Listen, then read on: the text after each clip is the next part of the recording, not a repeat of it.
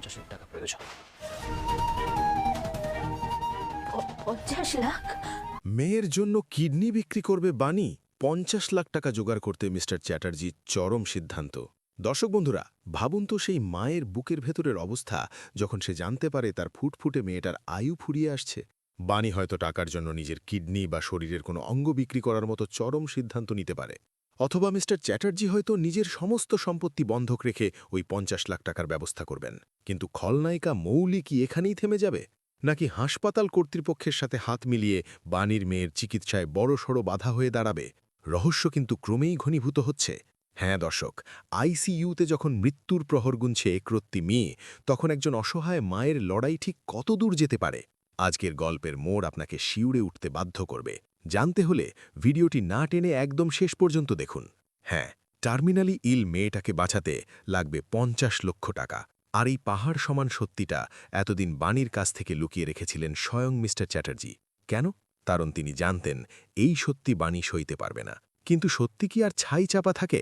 হাসপাতালে ডাক্তারের মুখে যখন সত্যিটা বাণীর সামনে এলো, তার পায়ের তলা থেকে যেন মাটি সরে গেল। মিস্টার চ্যাটার্জিকে সে কাঁদতে কাঁদতে প্রশ্ন করল, কেন লুকোলেন আমার থেকে? কেন আমার এই অধিকারটুকু কেড়ে নিলেন? কিন্তু এখন তো আর ভেঙে পড়ার সময় নেই, মেয়েকে বাঁচাতে হবে। বাণী ছুটল আত্মীয়দের দরজায়, কাকুতি মিনতি করল।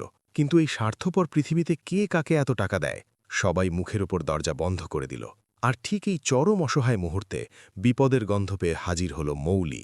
তার হাতে টাকার চেক আর একটা স্ট্যাম্প পেপার।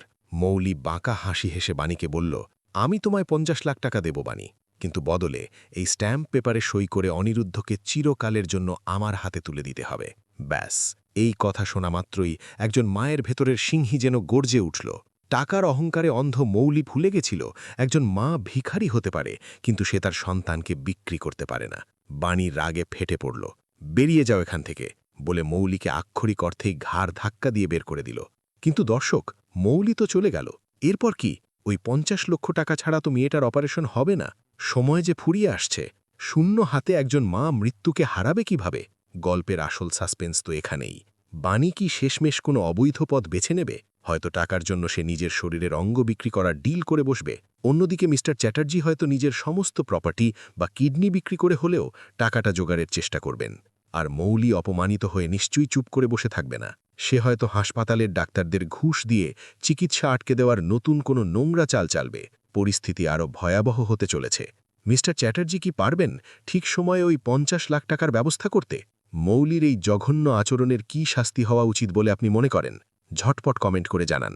বন্ধুরা, আজকের এই পর্বটি দেখে যদি একজন মায়ের এই অসহায় লড়াইয়ে আপনারও চোখে জল এনে থাকে, তবে ভিডিওটিতে একটি লাইক করতে ভুলবেন না। বাণী কি পারবে মৃত্যুমুখ থেকে তার মেয়েকে ফিরিয়ে আনতে, নাকি মৌলির কোনো নতুন জালে আটকে যাবে সবাই?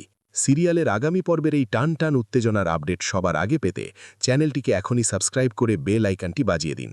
আর এই ভিডিওটি আপনার বন্ধুদের সাথে শেয়ার করুন। ভালো থাকবেন, সুস্থ থাকবেন।